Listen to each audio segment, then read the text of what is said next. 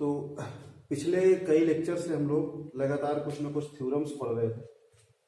जैसे लामिस थ्योरम हम लोगों ने पढ़ा था, वेरिग्नस थ्योरम पढ़ा था और इक्वेशंस ऑफ इक्विलिब्रियम हम लोगों ने पढ़ा है कॉन्करेंट और नॉन कॉन्करेंट फोर्स सिस्टम के लिए। जैसा मैंने कल आपको कहा था कि जो भी नेक्स्ट वीडियो लेके आएंगे आपके लिए, उसमें हम लोग कुछ प्रॉब्लम्स को सॉल्व करेंगे। तो आइए कुछ न्यूमेरिकल करते हैं जो कि इक्वेशंस ऑफ इक्विलिब्रियम पे बेस्ड है। और आज जो दो क्वेश्चन हम यहाँ पे लेके आए हैं आपके लिए, ये दोनों लामिस थ्योरम से सॉल्व हो जाएंगे, जो हम लोगों ने 3-4 सिस्टम के लिए फाइंड किया था रिलेशन। तो पहले फर्स्ट क्वेश्चन देख लेते हैं, उसके बाद ये सेकंड क्वेश्चन लेंगे। ये दोनों क्वेश्चन आज हम लोग सॉल्व करेंगे। ये जो फर्स्ट क्वेश्चन है, इसमें कह रहा है find force in wire A B and B C. तो इस क्वेश्चन को पहले समझ लीजिए कि वायर ए बी और बी सी क्या है। यहां पे एक वेट है 20 न्यूटन का, एक वेट है 20 न्यूटन का जो हैंग किया गया है, लटकाया गया है with the help of these two wires, wire A B and wire B C. ये आपसे केबल कह सकता है या रॉड कह सकता है। जब इसको यहाँ पे हैंग किया गया, अब ये इक्विलिब्रियम कंडीशन में, वायर का पॉइंट ए यहाँ पे अटैच किया गया है इस सरफेस से, वर्टिकल सरफेस से, और वायर बीसी का पॉइंट सी हॉरिजॉन्टल सरफेस से अटैच किया गया है, वहां पे फिक्स किया गया। इसके बाद ये हैंग कर दिया गया है। अब जब ये हैंग करेगा, देखिए वायर है तो इसमें क्या होगा, टेंशन होगा। जब ये 20 न्यूटन इसको नीचे की तरफ खींचेगा तो इस वायर में क्या आएगा, टेंसाइल फोर्स आएगा, खिंचाव होगा। वायर में क्या होगा, खिंचाव होगा। और टेंशन हमेशा क्या होता है, अवे फ्रॉम द पॉइंट होता है। मतलब अगर ये कोई पॉइंट है, ये वायर है, तो इस पॉइंट पे अगर हम टेंशन की बात करें तो हमेशा इस पॉइंट से बाहर की तरफ होगा। वैसे ही अगर इस पॉइंट पे हम टेंशन की बात करें तो टेंशन का डायरेक्शन इससे बाहर की तरफ होगा।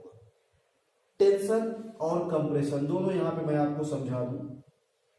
कंप्रेशन जो होगा वो हमेशा टुवर्ड्स द पॉइंट होगा, पॉइंट की तरफ कंप्रेशन, दबाव इस पॉइंट की तरफ, ये आपका कंप्रेशन है। तो जो टेंसाइल फोर्सेस होते हैं वो हमेशा क्या होते हैं, बाहर की तरफ होते हैं, और कंप्रेशन फोर्स जो होता है टुवर्ड्स द पॉइंट होता है। Tension away from the point, बस इतनी बात आप ध्यान रखिएगा। बाकी अगर आप साइन अपोजिट भी ले लोगे तो कोई फर्क नहीं पड़ता है। अगर हम टेंशन लेके चल रहे हैं, वैल्यू पॉजिटिव आ गई तो ठीक है, वहां टेंसाइल फोर्स था। नेगेटिव आ गई, इसका मतलब जो मैंने अज्यूम किया उसके अपोजिट है। ठीक है, तो यहां पे हम क्या करेंगे, टेंशन लेके चल रहे हैं, हम ये मान रहे हैं कि वायर है तो वायर में कंप्रेशन होगा नहीं, 20 न्यूटन इसको खींचेगा तो यहां पे क्या होगा, टेंशन होगा। तो टेंशन का डायरेक्शन यहां पे शो करते हैं।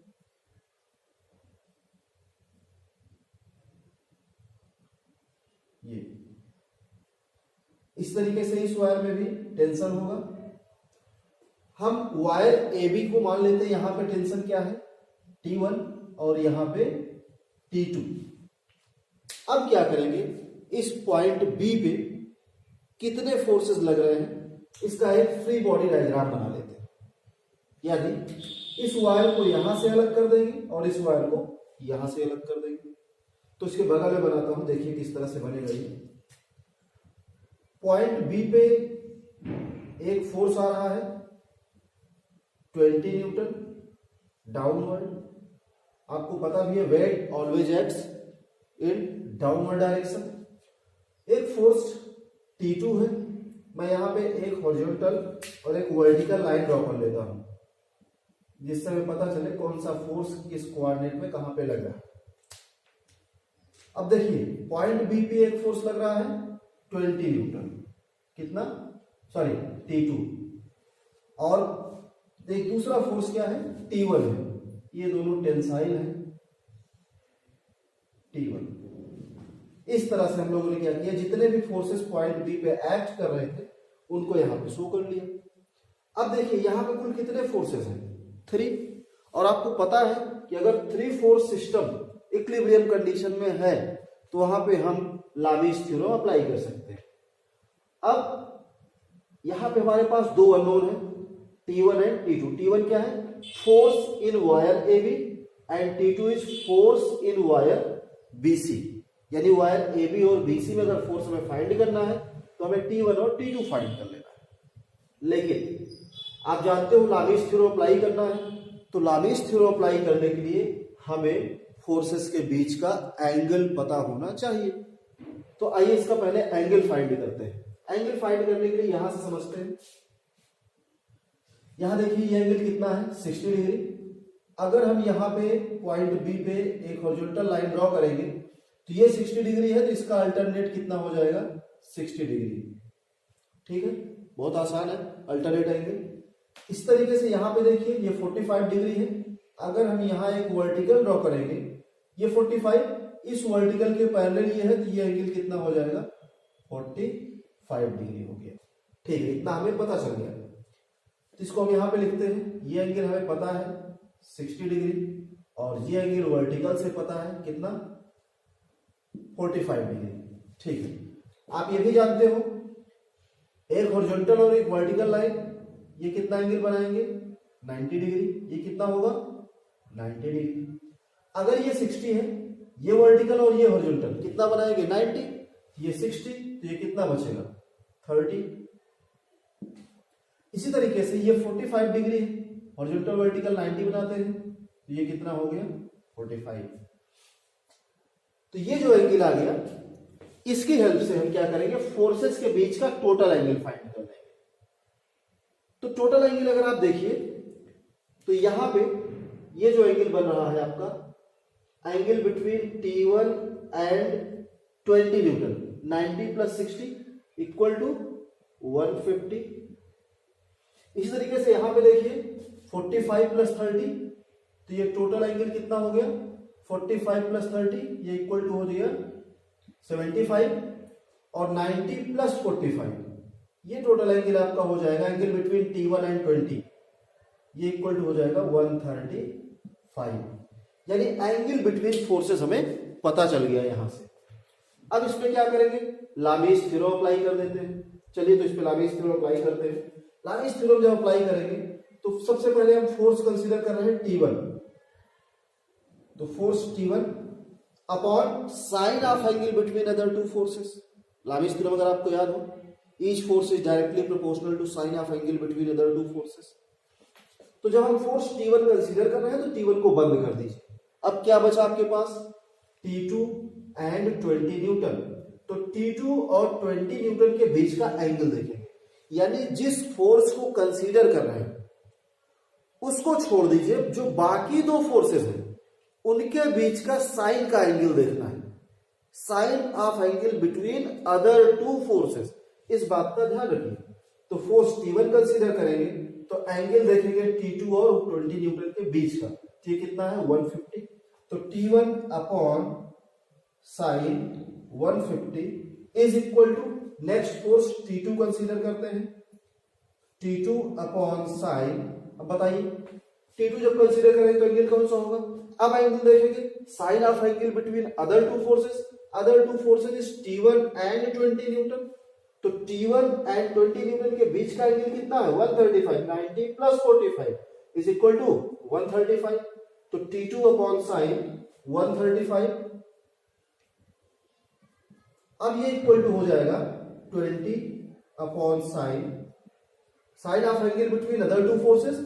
Other two forces is T1 and T2 and the angle between T1 and T2 is 75 degree because this is 45 degree and this is 30 degree.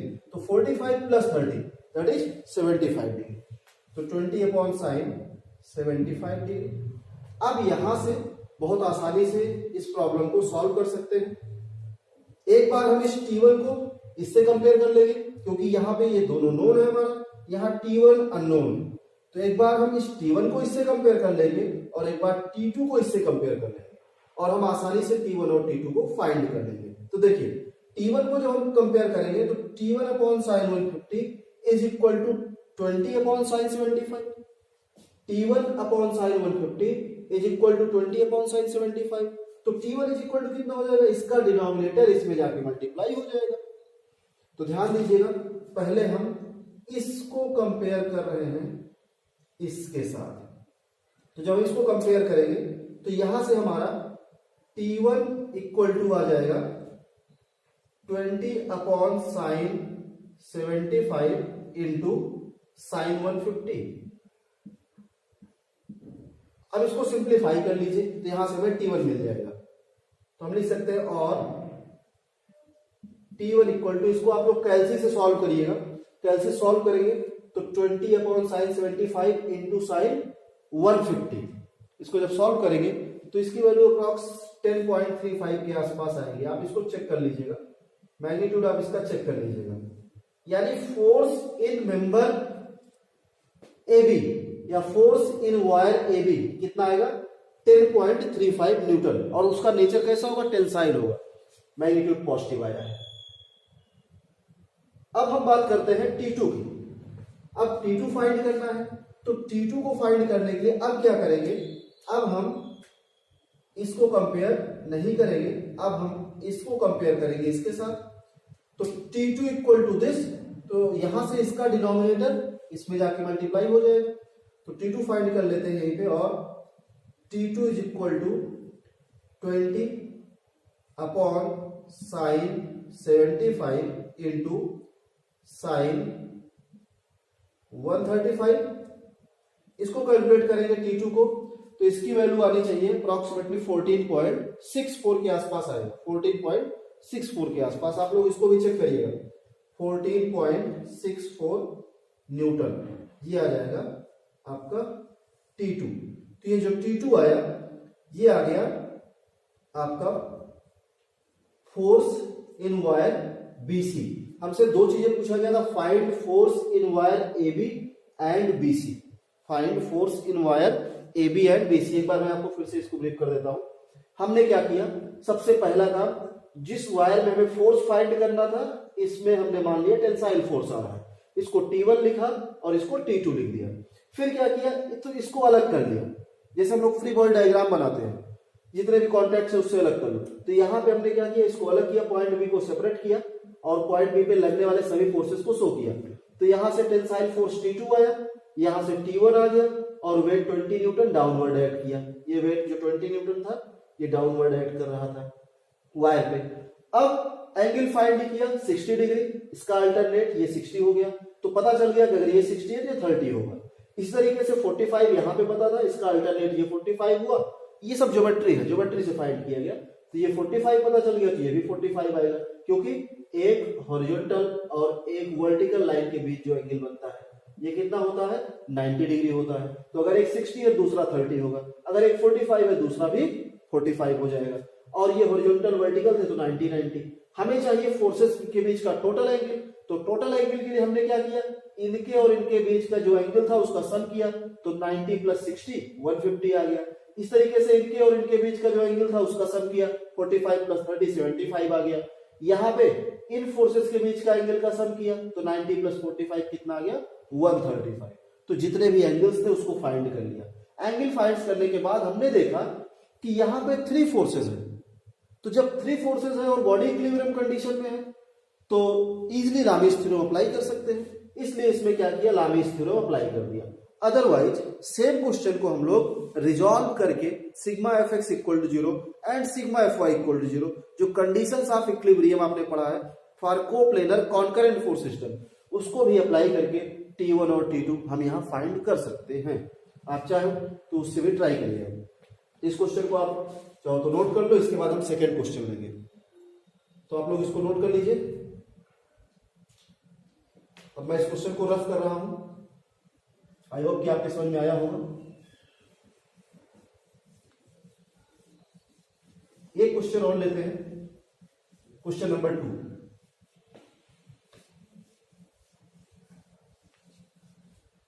तो क्वेश्चन नंबर 2 जब हम लोग सॉल्व करेंगे तो यहां पे कह रहा है find tension in string and reaction from the wall, weight of cylinder is 100 Newton. Actual में है क्या, एक वॉल है, वॉल से एक स्ट्रिंग अटैच किया गया और ये यहां सेंटर तक शो किया गया है क्वेश्चन में। अगर ये स्ट्रिंग को यहां पे फास्टन करेंगे तो इसका लाइन ऑफ एक्शन यहां पे आएगा, और इसका वेट दिया है सिलेंडर का 100 न्यूटन। आपसे कह रहा है कि ये वॉल और सिलेंडर के बीच में जो कॉन्टैक्ट है, यहां पे रिएक्शन फाइंड करिए, reaction between wall and cylinder. और दूसरा कह रहा है ये स्ट्रिंग जो है जिससे ये आपका सिलेंडर बंधा हुआ है, अटैच है, इसमें कितना फोर्स आएगा, यानी टेंशन फाइंड करिए। दो चीजें हमें फाइंड करना है। तो सबसे पहले हम क्या करेंगे, फ्री बॉडी डायग्राम बना लेंगे। सबसे पहला काम क्या करेंगे, फ्री बॉडी डायग्राम बनाएंगे। और मैंने आपको बताया था, जब मैं आपको फ्री बॉडी डायग्राम पढ़ा रहा था, समझा रहा था, तो वहां मैंने बताया था कि जब भी आप एबीडी बनाइए, सबसे पहला काम body is free from all contact, यानी बॉडी को क्या करना है, आइसोलेट करना है। Body is free from all contact, उन्हीं स्टेप्स को फॉलो करिए, एबीडी बन जाएगी।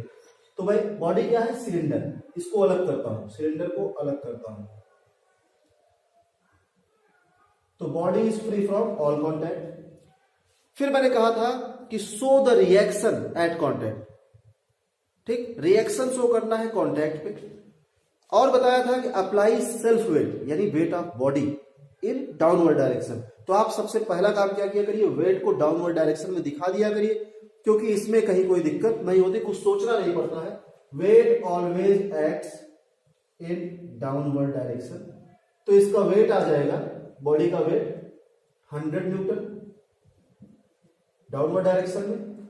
अब देखिए एक काम सबसे पहले कर लीजिए कि एक वर्टिकल और एक हॉरिजॉन्टल लाइन बना लीजिए, इससे कोऑर्डिनेट्स पता चल जाते हैं।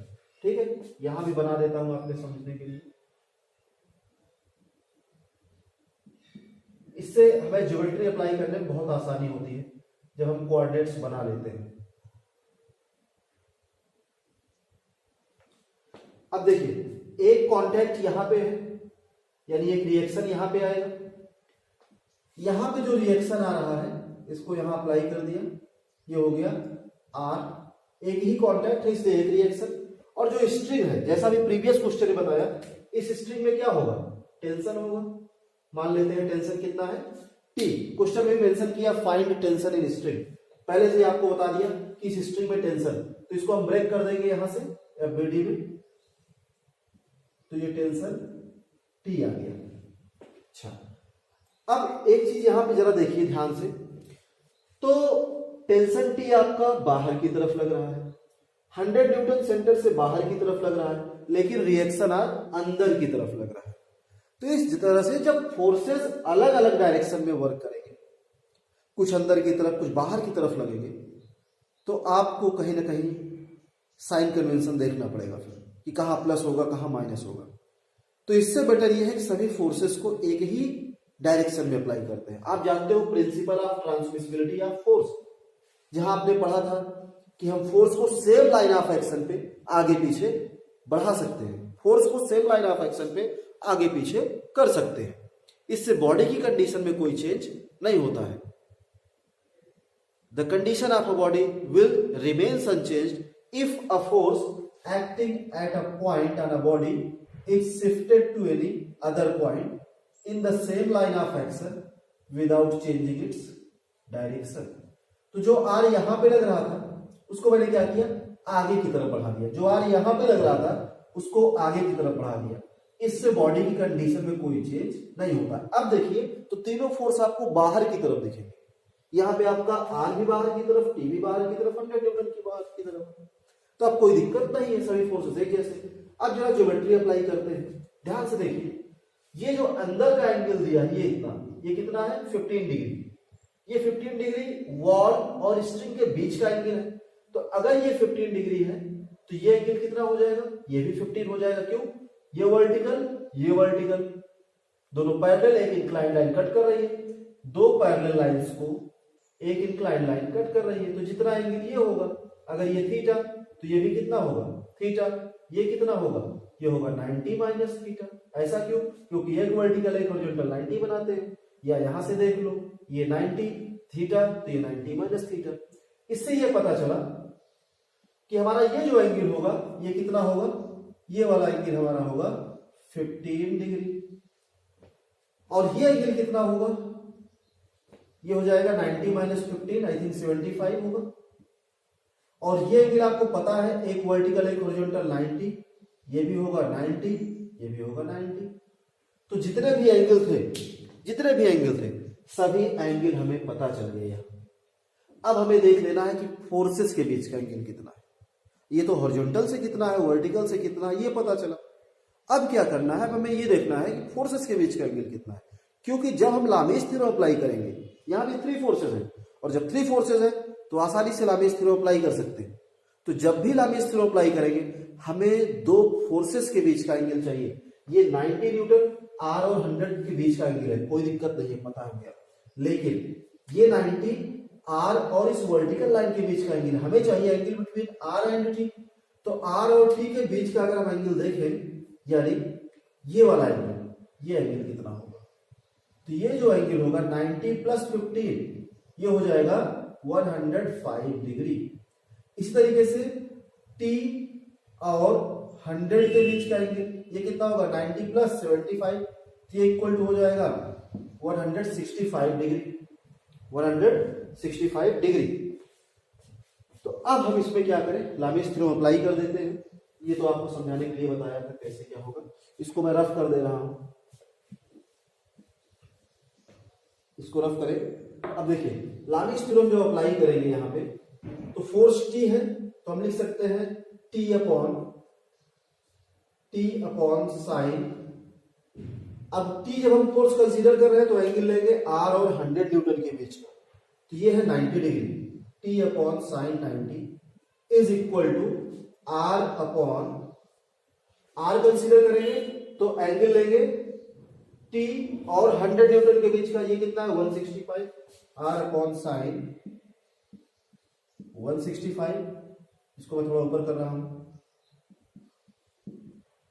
ये इक्वल टू हो जाएगा 100 अपॉन साइन, 100 कंसीडर करेंगे तो angle between R and T, that is 105 degree. अब आप लोग आसानी से इस क्वेश्चन को सॉल्व कर सकते हो। क्वेश्चन सॉल्व करने के लिए क्या करना है, एक बार इस टी वाले पोर्शन को इससे कंपेयर कर देना है, और फिर एक बार आर वाले को। तो पहले टी वाले को कंपेयर करते हैं, तो यहां से हमारा हो जाएगा t इक्वल टू, ये इसका डिनोमिनेटर इसमें मल्टीप्लाई हो जाएगा, तो 100 इंटू साइन 90 अपॉन साइन 105। तो साइन 91 होता है, 100 को साइन 105 से अगर हम डिवाइड कर देते हैं तो मुझे लगता है ये 103.52 के आसपास आएगा। जो टेंशन आएगा ये आ जाएगा 103.52 न्यूटन। इसे आप चेक करिएगा, इतना आना चाहिए। इसे आप जरूर चेक करिए। अगर कुछ वेरिएशन आता है तो कमेंट में कमेंट कर दीजिएगा। एक काम और कर दिया करिए आप लोग, वैसे तो कभी कहता नहीं हूं, लेकिन अगर आपको सही लगे, समझ में आ रही है चीजें, जो चैनल है उसमें सब्सक्राइब की एक बटन आती है, आप उसे सब्सक्राइब कर दीजिएगा।